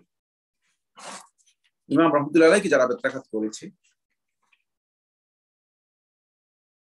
তাদের একজন যখন তওবা করেছে, পরবর্তীতে ইমামের কাছে এসে বলেছে, লাকাদ দরাবতুল ইমাম আহমদ সামানিনা জালদা, ইমাম আহমদকে আমি 80টি বেত্রাঘাত করেছি। লাউ দরাবতুহা ফি ফিলিল লাসাকাত, যদি উটকে আমি এই 80 দৌড়া দিতাম, 80টি বেত্রাঘাত করতাম, তাহলে উট মারা যেত। এত ভয়ঙ্কর বেত্রাঘাত করেছি। তওবা করার পরে ইমাম আহমদ ইবনে হাম্বল রাহমাতুল্লাহি আলাইহিকে তিনি এই কথা বলেছেন। এইভাবে ইমাম আহমদ ইবনে হাম্বল রাহমাতুল্লাহি আলাইহিকে বেত্রাঘাত করা হয়েছে। ইমাম রাহমাতুল্লাহি আলাইহি সর্বোচ্চ সবর ইহতিসাবের মাকামে উত্তীর্ণ হয়েছেন, ইয়াকিনের মাকামে উত্তীর্ণ হয়েছেন, কিন্তু সেখান থেকে বের হননি। এই বেত্রাঘাত চলতেই থাকে। আমরা আপনাদের খেয়াল আছে কিনা বলেছি, 218 থেকে আরম্ভ করে 221 পর্যন্ত 3 বছর চলতেই থাকে। 218 থেকে আরম্ভ করে 221 পর্যন্ত 3 বছর চলতে থাকে। মুতাসিম যখন দেখলো যে ইমাম রাহমাতুল্লাহি আলাইহিকে কোনোভাবেই নড়ানো যাচ্ছে না, তখন মুতাসিম রাগ করে ইমাম রাহমাতুল্লাহি আলাইহি বেত্রাঘাতের এই বিষয়টি স্থগিত করে দিয়ে ইমাম রাহমাতুল্লাহি আলাইহিকে কি করেন, সরিয়ে দেন। মুতাসিম ইমাম রাহমাতুল্লাহি আলাইহিকে বলেন যে তুমি বাড়িতে চলে যাও, এবং ইমাম রাহমাতুল্লাহি আলাইহিকে তার দার্স সবকিছু বন্ধ করে দেয়। কিন্তু ইমাম রাহমাতুল্লাহি আলাইহিকে ঘর থেকে বের হতে নিষেধ করে, তার চিকিৎসা ইত্যাদি বন্ধ করে দেয়, কিন্তু তাকে আর বেত্রাঘাত করেনি। এই বেত্রাঘাত বন্ধ হয়ে যায়, জেল থেকে তাকে বের করা হয়। এটা হচ্ছে 221 হিজরি সনে। 221 হিজরি সনে 221 হিজরির পর 217 হিজরি সনে মুতাসিমের মৃত্যু হয়ে যায়। ইমাম রাহমাতুল্লাহি আলাইহি মুতাসিমের মৃত্যু দেখেন। সুবহানাল্লাহ। মুতাসিমের মৃত্যু হয়ে যায় 48 বছর বয়সে। মাত্র 48 বছর বয়সে মুতাসিমের মৃত্যু হয়ে যায় 227 হিজরি সনে। মুতাসিমের মৃত্যু হয়ে যাওয়ার পর মুতাসিমের পরেই খেলাফতের দায়িত্ব গ্রহণ করে থাকে তারই ভাই হারুন আল ওয়াসিক বিল্লাহ ওয়াসিক আল আব্বাসী। ওয়াসিক আল আব্বাসী, তার নাম হচ্ছে হারুন। সে হলো নবম খলিফা, আব্বাসী খলিফাদের নবম খলিফা। সে 287 সনের রবিউল আউয়াল মাসের 11 তারিখ খেলাফত সামুরাতে খেলাফত কি করে খেলাফত নেয়। তারপর ওয়াসিক বিল্লাহ যখন খেলাফত নেয়, তখন ওয়াসিক বিল্লাহ খেলাফত নেওয়ার পরে ওয়াসিক ইমাম আহমদ ইবনে হাম্বল রাহমাতুল্লাহি আলাইহির সাথে ওয়াসিকের তেমন কোনো বিরোধ ছিল না। কিন্তু ওয়াসিক ইমাম রাহমাতুল্লাহি আলাইহির কাছে তার ছেলেকে পড়ানোর জন্য ইমাম আহমদ ইবনে হাম্বল রাহমাতুল্লাহি আলাইহিকে কি করলেন, জোর করলেন। ইমাম রাহমাতুল্লাহি রাজি হলেন না। তার ছেলে মুতাজকে পড়ানোর জন্য বাধ্য করলেন, চেষ্টা করলেন, কিন্তু ইমাম রাহমাতুল্লাহি আলাইহি কি হলেন, রাজি হলেন না। পরে ওয়াসিক ইমাম রাহমাতুল্লাহি আলাইহিকে আর বেত্রাঘাত করলেন না। যদিও আহমদ ইবনে আবি দুয়াদ সহ মুতাজিলারা চেষ্টা করলো ইমাম রাহমাতুল্লাহি আলাইহিকে ষড়যন্ত্র করে কি করার জন্য, আবারও জেল অথবা তাকে তার উপর জুলুম করার জন্য, তাকে বেত্রাঘাত করার জন্য, কিন্তু ওয়াসিক সেটাতে রাজি হলেন না। কিন্তু ওয়াসিক ইমাম রাহমাতুল্লাহি আলাইহিকে বললেন যে তুমি এখান থেকে সরে যাও, তুমি সালাত জামাত দার্স কিছুর জন্য তুমি কি করতে পারবে না, বের হতে পারবে না, কিছুর জন্য তুমি বের হতে পারবে না। দার্স বন্ধ করে দিল, ইমাম রাহমাতুল্লাহি আলাইহি সকল কার্যক্রম বন্ধ করে দিল। ইমাম রাহমাতুল্লাহি আলাইহি জামাত এবং জুমার জন্য বের হতে পারতেন না, তাকে পরিপূর্ণরূপে বিচ্ছিন্ন করে দিল। আর যদিও তাকে বন্দী করা হয়নি, কিন্তু তার উপর মানে এক প্রকারের জুলুম তার উপর চলতেই থাকলো। এর মধ্যেই 232 হিজরি সনে জিলহজ মাসের 24 তারিখ সামুরাতে ওয়াসিকের মৃত্যু হয়ে যায়। ওয়াসিক মারা যায়। তাহলে ওয়াসিক মারা যায় 3 জন, মামুন, তারপরে মুতাসিম, তারপরে ওয়াসিক মারা যায়। ওয়াসিকের পরে আল মুতাওয়াক্কিল আলাল্লাহ, মুতাওয়াক্কিল আল্লাহ, এই হলো আব্বাসী খলিফাতের 10ম খলিফা। মুতাওয়াক্কিল মুতাসিমের ছেলে ছিল। মুতাসিম, যদিও মুতাসিমের এই আকীদা ছিল না, কিন্তু মুতাসিম মামুনের মাধ্যমে প্রভাবিত হয়েছে, এবং মুতাসিম তার জিদের কারণে ইমাম আহমদ ইবনে হাম্বল রাহমাতুল্লাহির উপর এই অত্যাচার করেছে। আর এক্ষেত্রে সহযোগিতা করেছে মুতাজিলি যারা ছিল তারা। ফলে মুতাওয়াক্কিল যখন ক্ষমতা আসে তখন মুতাওয়াক্কিল ইমাম আহমদ ইবনে হাম্বল রাহমাতুল্লাহি আলাইহিকে সব কিছু ছেড়ে দেয়। মুতাওয়াক্কিল কেউ কেউ বলেছেন 232 হিজরি সনে ক্ষমতা আসে, কেউ কেউ বলেছেন 231 হিজরি সনে ক্ষমতা আসে। 232 হিজরি সনে মুতাওয়াক্কিল ক্ষমতা আসার পর ফিতনাতু খালকিল কোরআন, কোরআনের যে ফিতনার কারণে ইমাম আহমদ ইবনে হাম্বল রাহমাতুল্লাহির মতো ইমামকে এভাবে অত্যাচার করা হয়েছে, সেই ফিতনা দূরীভূত হয়। মুসলিম উম্মাহ থেকে মুতাজিলাদের এই প্রভাব, মুতাজিলাদের কি হয়ে যায়, দূরীভূত হয়ে যায়। কোথায় সেই আহমদ ইবনে আবি দুআদ, কোথায় সেই বিশাল মুজলিসি, তাদের অনুসারীরা? বিশ্ববাসী জানবে ইমাম আহলে সুন্নাহ, ইমাম আহলে হাদিস ইমাম আহমদ ইবনে হাম্বল রাহমাতুল্লাহির উপর যে অত্যাচার করেছে, সেই অত্যাচার আজকে বিশ্ববাসী যদিও না জানে, আমরা অনেকেই জানি না যে কত অত্যাচার, কত জুলুম, শুধুমাত্র একটি ফিতনার জন্য। একজন ইমামের উপর, একজন এত বড় জ্ঞানীর উপর, যিনি 10 লক্ষ হাদিস আল্লাহ রাসূল সাল্লাল্লাহু আলাইহি ওয়াসাল্লাম মুখস্থ রেখেছেন, তার উপর করা হয়েছে সেই ইমামের উপর এত বড় জুলুম করা হয়েছে। কিন্তু যারা করেছে তা বিশ্ববাসী কি তাদেরকে আদৌ সম্মানের সাথে স্মরণ করছে? মোটেও মোটেও।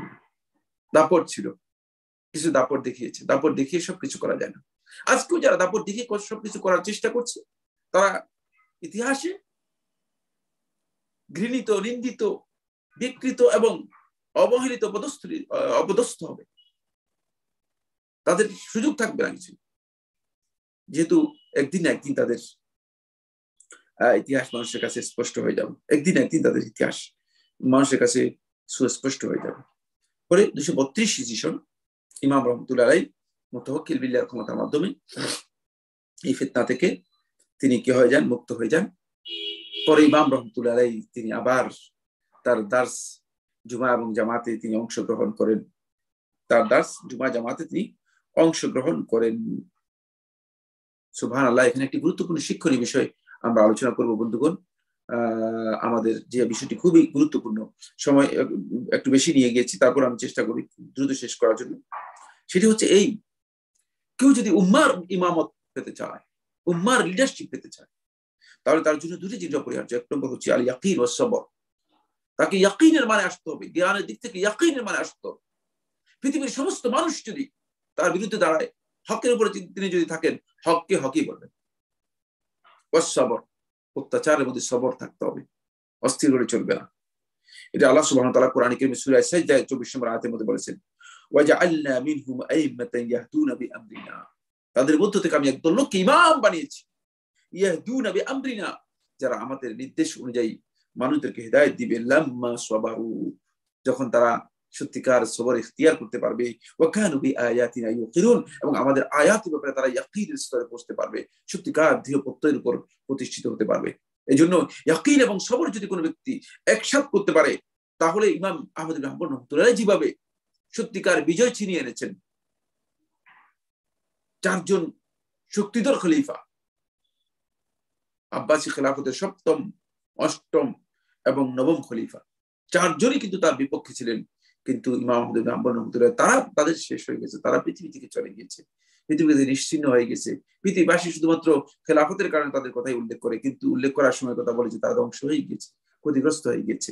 কিন্তু এই ইমামদের নাম যখন পৃথিবীবাসী উল্লেখ করে, তখন রাহিমাহুল্লাহ, আল্লাহ রাব্বুল আলামিন তাদের উপর রহমত করুক, এই কথাই বলে। কি বোঝা গেল?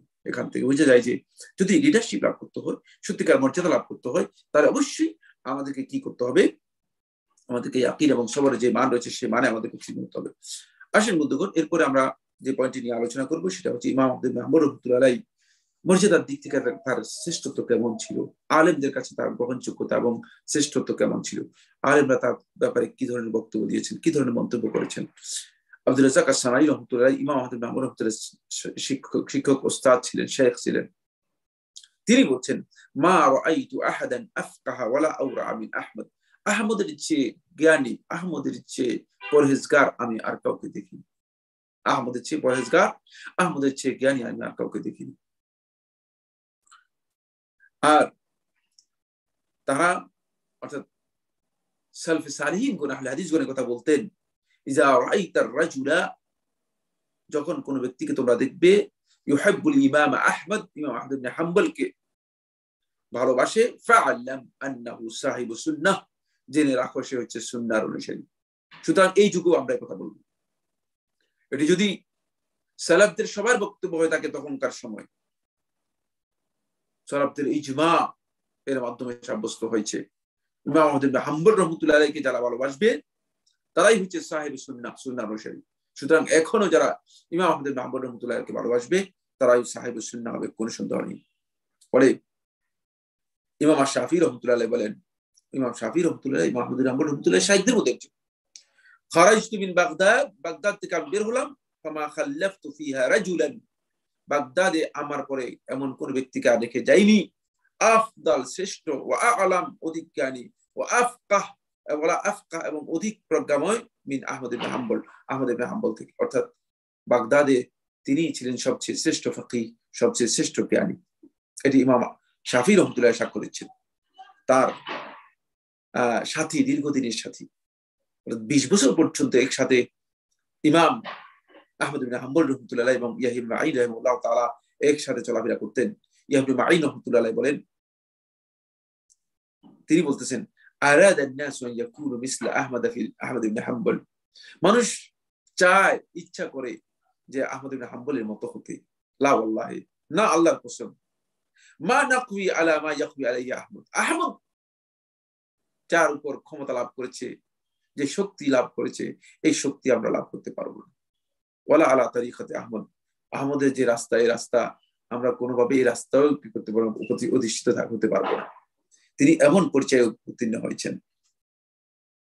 এখান থেকে বোঝা যায় যে ইমাম আহমদ ইবনে হাম্বল রাহমাতুল্লাহি আলাইহি মানে কত বেশি মর্যাদা ছিলেন।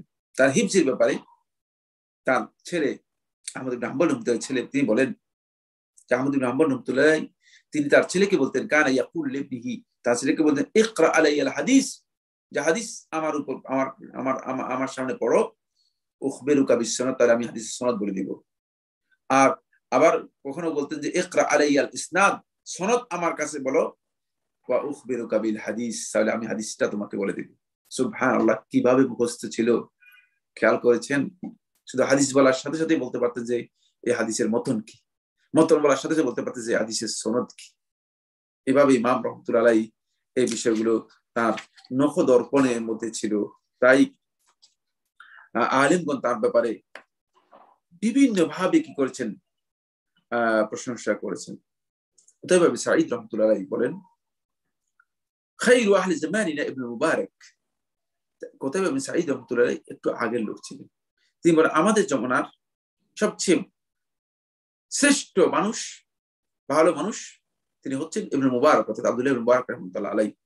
সুম্মা হাযা শাব, তিনি তখন যুবক। সুম্মা হাযা শাব, তারপরে এই যুবক, ইয়ানি আহমদ ইবনে হাম্বল, তিনি উদ্দেশ্য করতেছেন আহমদ ইবনে হাম্বলকে, যে আহমদ ইবনে হাম্বল এই যুবক হচ্ছে তারপরে।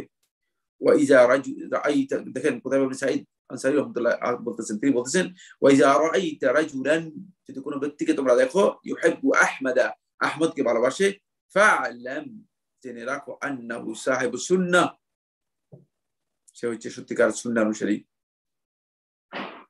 ওয়ালাউ আদরাকা, যদি আসরাল আস-সাউরি, যদি সাউরির যুগ পেত, ওয়াল আউজাঈ, মানে আব্দুর রহমান আউজাঈ, ওয়াল লাইস ইবনে সাঈদ, লাইস ইবনে সাদ আল মিসরি, তার সময় পেত, লাকানা হুয়াল মুকদ্দামু আলাইহিম, তাহলে ইমাম আহমদ ইবনে হাম্বল রাহমাতুল্লাহ তাদের উপরে স্থান পেতেন, তাদের অগ্রজ হতেন, তাদের উপরে স্থান পেতেন। আরো অনেকগুলো কথা রয়েছে এখানে, আমরা এতটুকু পর্যন্ত শেষ করে আমরা যে পয়েন্টটি নিয়ে আরেকটি কথা বলবো এবং সর্বশেষ আলোচনা করবো, সেটা হলো ইমাম রাহমাতুল্লাহি আলাইহি বন্ধুগণ, তিনি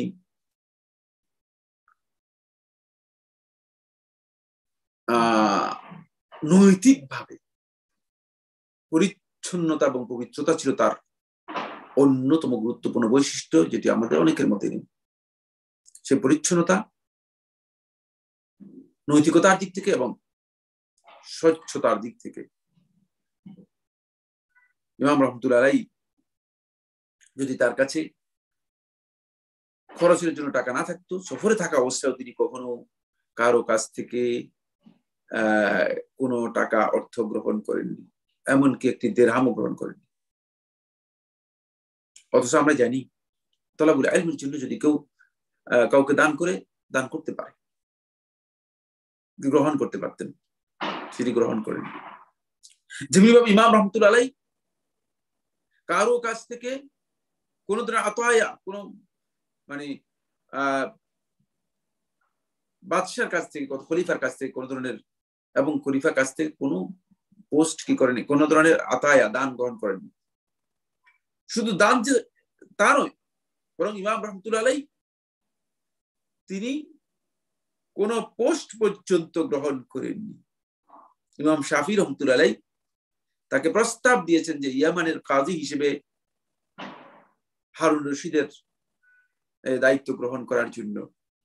তখন তিনি তরুণ, টকবকে যুবক, কিন্তু ইমাম রহমতুল্লাহ আলাইহি, ইমাম শাফি রহমতুল্লাহ আলাইহি বলেছেন যে ইমাম শেখ, আপনি যদি বলেন তাহলে হয়তো আপনার সাথে আমার আর দেখা হবে না, দূরত্ব চলে আসবে। অর্থাৎ তিনি সেখান থেকে গ্রহণ করেন। ফলে ইমাম, এই মহা ইমাম রহমতুল্লাহ আলাইহি তিনি কি করতেন? তিনি জীবন যাপন করতেন। তার জীবন যাপনের প্রক্রিয়া কি ছিল? তার আব্বার কিছু সম্পদ ছিল, সেই সম্পদ থেকে যা ইনকাম আসতো সেই ইনকাম দিয়ে তিনি সামান্য জীবন যাপন করতেন, খুবই সাধারণ জীবন যাপন করতেন। কখনো জীবন যাপনে তিনি বিলাসিতা কি করতেন না, অনুসরণ করতেন না, সাদাসিধে জীবন যাপন করতেন। এবং তার জীবন যাপন ছিল ওই তার আব্বার যে সম্পদ ছিল সেই সম্পদ থেকে তিনি জীবন যাপন করতেন।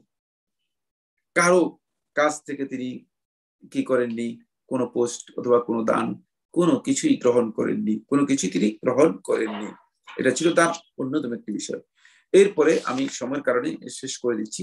সুবহানাল্লাহ। তারপর তার অন্তরের পরিচ্ছন্নতা, অন্তরের পরিচ্ছন্নতার বিষয়টি খুব গুরুত্বপূর্ণ। বন্ধুগণ, ইমাম আহমদ বিন হাম্বল রাহমাতুল্লাহ আলাইহি হুজ্জাতুন ফিল কুলুবি সাফিয়াতিন নাকিয়্যা, পরিচ্ছন্ন অন্তরসমূহের হুজ্জাত, প্রমাণ। ইমাম রহমতুল্লাহ আলাইহি তার কাছ থেকে বর্ণনা করেন, আবু আলী হাম্বল রহমতুল্লাহ আলাইহি থেকে আব্দুল গনি মাকদসি রহমতুল্লাহ বর্ণনা করেন। তিনি বলেন যে আমরা একদিন ইমাম রহমতুল্লাহ মসজিদের মধ্যে দেখলাম এক ব্যক্তিকে আসছে।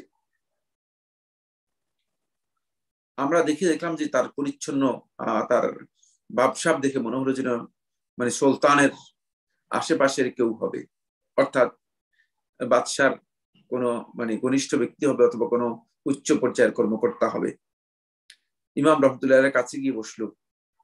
যখন লোকেরা চলে গেল তখন ইমাম রহমতুল্লাহ আলাইহিকে কাছে গিয়ে বলল, আবু আব্দুল্লাহ, ইমাম আবু আব্দুল্লাহ, এই যে আল্লি ফিহেল, আমাকে মাফ করে দাও, আমাকে ক্ষমা করে দাও। তখন ইমাম আহমদ ইবনে হাম্বল রাহমাতুল্লাহ বললেন, মাজা মিন মাজা, কিসের থেকে তোমাকে ক্ষমা করব, কি হয়েছে তোমার? কাল, বলল, কুনতু হাদিরান ইয়াওমা দুরিত, যেদিন তোমাকে মারা হয়েছিল সেদিনও আমি উপস্থিত ছিলাম। তোমাকে বেত্রাঘাত করা হচ্ছিল যেদিন, সেদিন আমি উপস্থিত ছিলাম। আমি তোমাকে সাহায্য করতে পারিনি, তোমার ব্যাপারে আমি কিছু বলতে পারিনি, আমি সেদিন উপস্থিত ছিলাম, সুতরাং আমাকে ক্ষমা করে দাও। ইমাম আহমদ ইবনে হাম্বল রাহমাতুল্লাহ আলাইহি তিনি নিচের দিকে তাকিয়ে থাকলেন, কিছুক্ষণ নিশ্চুপ থাকলেন। তারপর মাথা উঠালেন, লোককে লক্ষ্য করে বলেন, আল্লাহ তাআলার কাছে তওবা কর, এই ধরনের কোন অবস্থানে আর কোনদিন যাবে না। এবং লোক বলল যে, হ্যাঁ আব্দুল্লাহ, আমি আল্লাহ তাআলার কাছে তওবা করেছি, আমি আল্লাহ রাব্বুল আলামিনের কাছে তওবা করেছি। তখন ইমাম আহমদ ইবনে হাম্বল রাহমাতুল্লাহ বলেন, ফাআনতা ফি হিলজিন, আমি তোমাকে ক্ষমা করে দিয়েছি। ওয়া কুল্লু মান যাকার, প্রত্যেক যারা আমার সাথে এই ধরনের কাজ করেছে সবাইকে ক্ষমা করে দিয়েছি, ইল্লা মুবতাদি, শুধুমাত্র বেদাতি ছাড়া। বেদাতি বলতে বুঝিয়েছেন ওই মুতাজিলি, যে মুতাজিলিরা এই কাজে জড়িত ছিল, ওই বেদাতিরা ছাড়া বাকি সবাইকে আমি ক্ষমা করি।